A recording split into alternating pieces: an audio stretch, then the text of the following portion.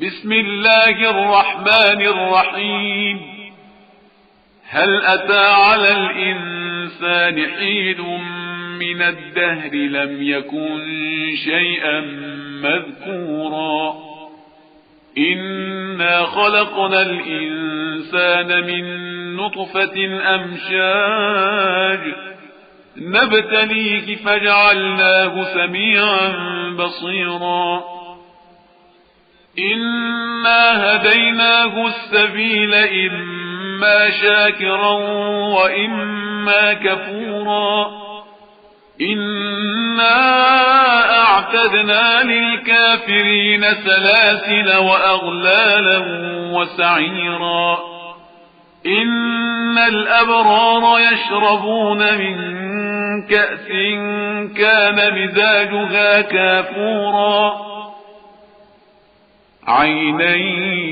يشرب بها عباد الله يفجرونها تفجيرا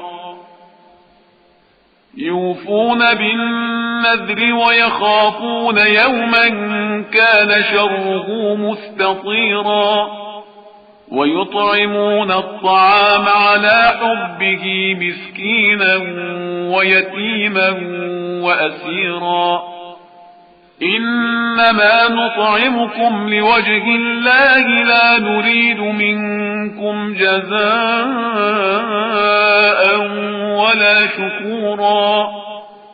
إنا نخاف من ربنا يوما عبوسا قمطريرا فوقاهم الله شر ذلك اليوم ولقاهم نضرة وسرورا وجزاهم بما صبروا جنة وحريرا متكئين فيها على الأرائك لا يرون فيها شمسا ولا زمهريرا ودانية عليهم ظلالها وذللت قطوفها تذليلا ويطاف عليهم بآنية من فضة وأكواب كانت قوارير من فضة قدروها تقديرا ويسقون فيها كأسا كان مزاجها زنجبيلا عينا فيها تسمى سلسبيلا ويطوف عليهم ولدان مخلدون إذا رأيتهم حسبتهم لؤلؤا منثورا وإذا رأيت ثم رأيت نعيما وملكا كبيرا عاليهم ثياب سندس خضر وإستبرق وحلوا أساور من فضة وسقاهم ربهم شرابا طهورا إن هذا كان لكم جزاء وكان سعيكم مشكورا إنا نحن نزلنا عليك القرآن تنزيلا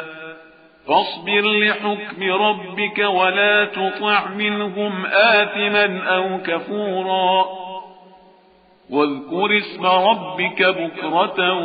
وأصيلا ومن الليل فاسجد له وسبحه ليلا طويلا إن هؤلاء يحبون العاجلة ويذرون وراءهم يوما ثقيلا نحن خلقناهم وشددنا أسرهم وإذا شئنا بدلنا أمثالهم تبديلا إن هذه تذكرة فمن شاء اتخذ إلى ربه سبيلا وما تشاءون إلا أن يشاء الله إن الله كان عليما حكيما يدخل من يشاء في رحمته والظالمين أعد لهم عذابا أليما